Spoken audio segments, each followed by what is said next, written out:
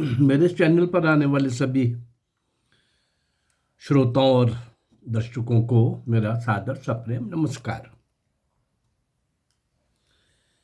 भारत की स्वतंत्रता संग्राम का इतिहास। भारतीय स्वाधीनता संग्राम का इतिहास हुतात्माओं के रक्त से लिखा गया, असंख्य हुतात्माओं के रक्त से लिखा गया है। अपनी मातृभूमि को ब्रिटिश सत्ता की दास्ता से मुक्ति दिलाने के लिए वर्ष 1857 से पूर्व ही, 1757 से तो मैं ले ही रहा हूं, 1857 से पूर्व ही समय समय पर राष्ट्रभक्तों ने सशस्त्र विद्रोह का बिगुल बजाया। 1857 से पूर्व मैं क्रमबद्ध उन सारी घटनाओं का वर्णन अपने इन सारे एपिसोड्स के अंदर मैं कर चुका हूं। 1857 की मई क्रांति से लेकर देश के स्वाधीन होने तक ये सतत संघर्ष, सशस्त्र संघर्ष चलता ही रहा। 1857 के सशस्त्र विद्रोह में पहली आहुति वीरमंगल पांडे ने बैरकपुर में फांसी पर झूल कर दी। इसके बाद मेरठ में 10 मई से शुरू हुए इस क्रांति यज्ञ में रानी झांसी, नानाजी पेशवा, तांत्या टोपे, कुंवर सिंह, बहादुर शाह जफर, ऐसे अनेक ना जाने कितने राष्ट्रभक्तों ने प्राणों की आहुतियां देकर इस क्रांति ज्वाला को प्रज्वलित किया। बाद में उत्तर प्रदेश, महाराष्ट्र, बंगाल, पंजाब, मध्य प्रदेश और लगभग सभी स्थानों से, हिमाचल के अभी मैंने 2 क्रांतिकारी आपके सामने रखे हैं कुछ दिन पूर्व, एक नदौन के जशपाल और एक मंडी रियासत के महान क्रांतिकारी, कमाल के क्रांतिकारी। देश का कोई हिस्सा खाली नहीं था जहां से क्रांतिकारियों ने सशस्त्र क्रांति के लिए प्रयास न किया हो और अपनी जान की बाजी ना लगाई हो। और इसके बाद हम देखते हैं कि सभी राज्यों में समय समय पर कान्हेरे, अभी कुछ दिन पहले मैंने उनका एपिसोड दिया है, खुदीराम बोस, लाला लाजपत राय, मदनलाल ढींगरा, चाफेकर बंधुओं, भगत सिंह, चंद्रशेखर आजाद, राजगुरु सुखदेव, रामप्रसाद बिस्मिल, अशफाक उल्लाह खां, उधम सिंह, ऐसे अनेक क्रांतिवीरों ने प्राणोत्सर्ग कर क्रांति के इतिहास में स्वर्णिम अध्याय जोड़े।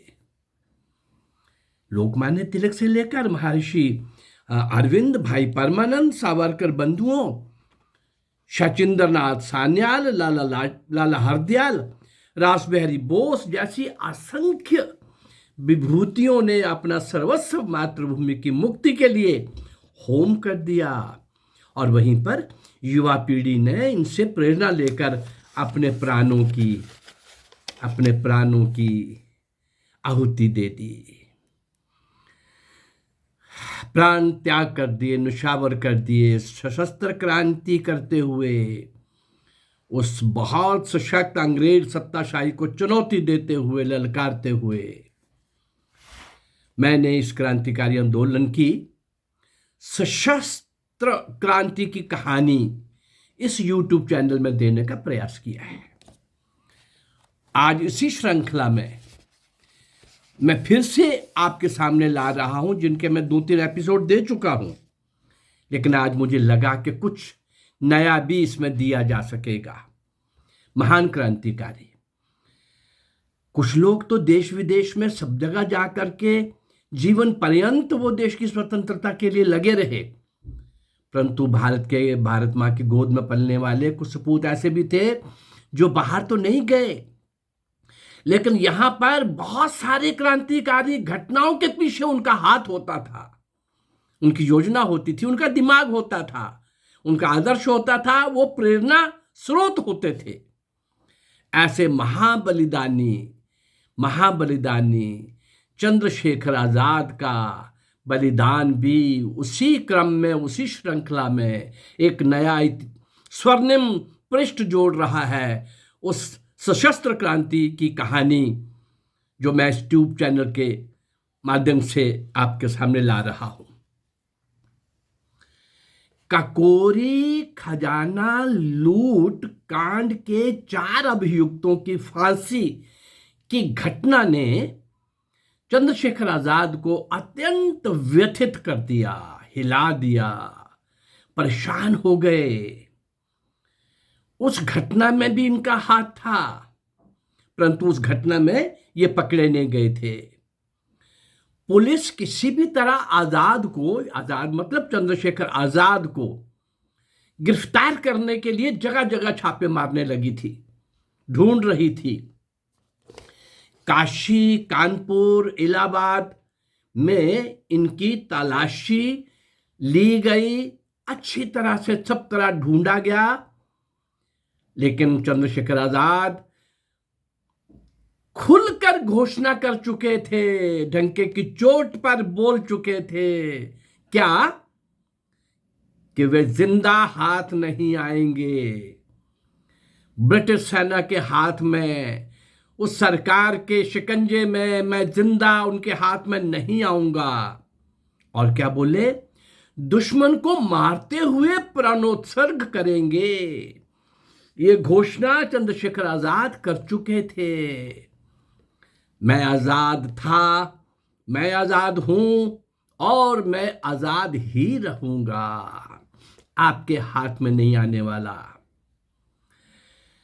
भगत सिंह और उनके साथी चंद्रशेखर आजाद का बहुत आदर करते थे।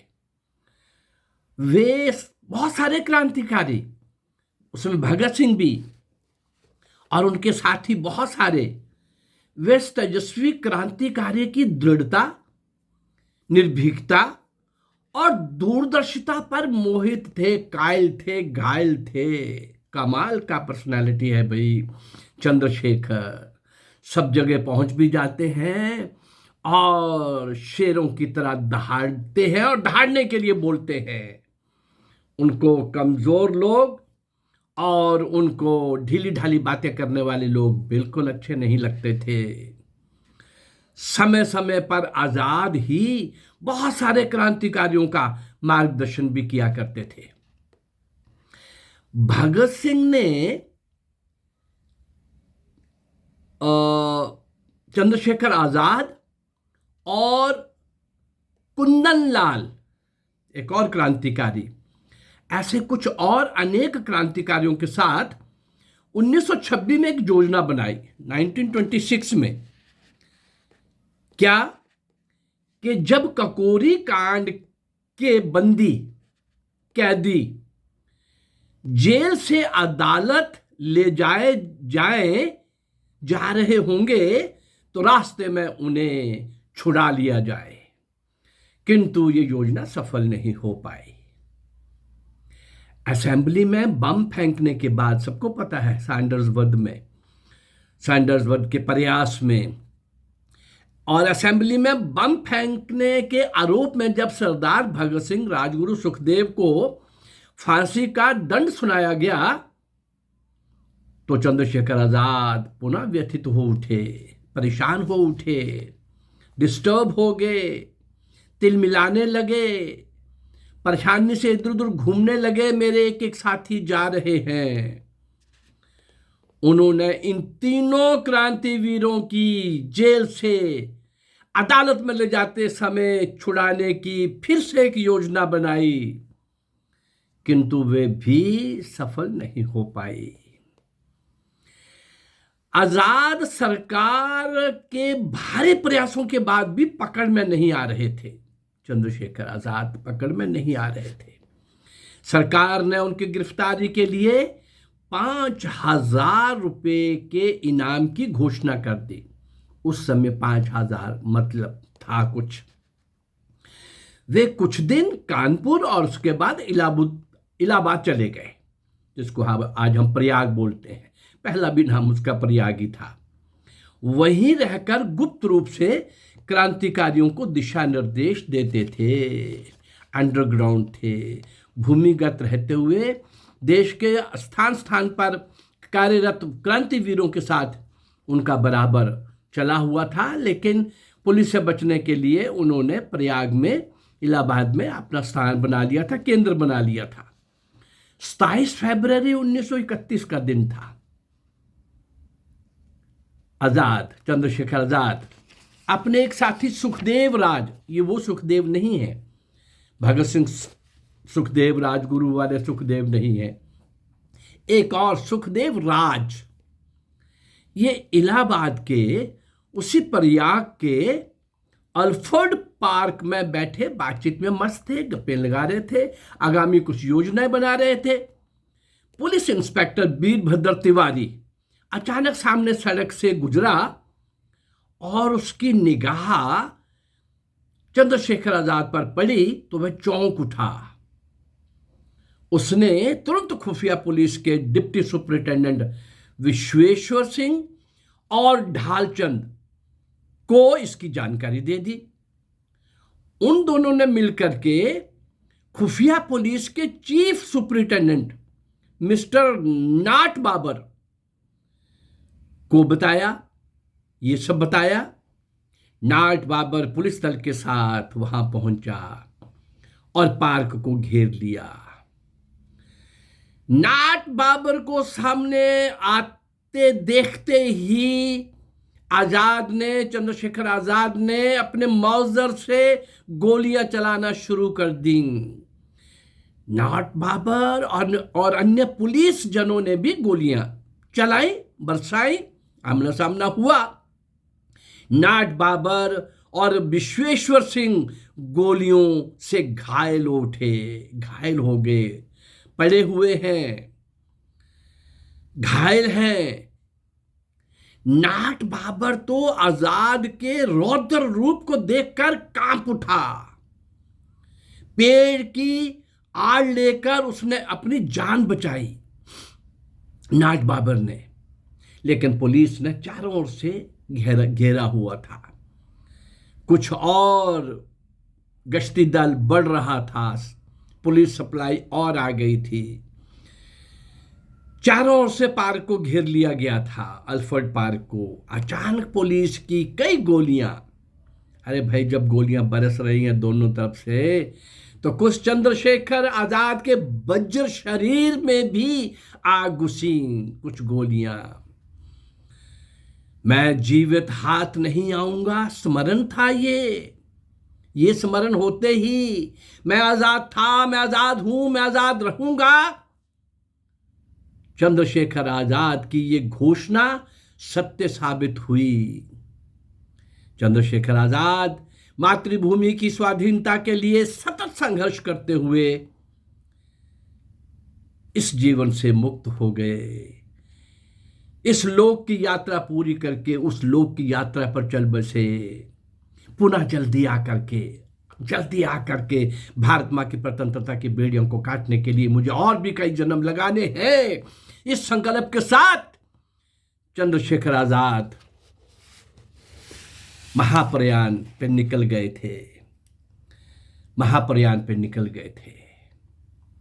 एक नहीं अनेक घटनाओं के पीछे जब मैं देख रहा हूं और आपके सामने ला रहा हूं, मैंने कई घटनाओं के पीछे चंद्रशेखर आजाद का वर्णन भी आपके सामने रखा होगा। क्या कमाल के क्रांतिकारी थे, क्या उनकी क्लैरिटी थी, क्या कन्विक्शन थी, क्या कटिबद्धता थी, क्या संकल्प था, क्या स्पष्टता थी, और किस प्रकार से योजना बनाने से लेकर उसका पालन करने तक लीड करते थे, नेतृत्व देते थे, आगे रहते थे। और कुछ घटनाओं कहीं भी हो रही हैं तो उनके देखते हैं कि उनकी प्रेरणा कौन थे, चंद्रशेखर आजाद। ऐसी बहुत सारी घटनाएं उनके जीवन में, इसलिए मुझे लगा शायद मैं 2 या 3 एपिसोड एक साथ चंद्रशेखर के आपके सामने ला भी चुका हूं।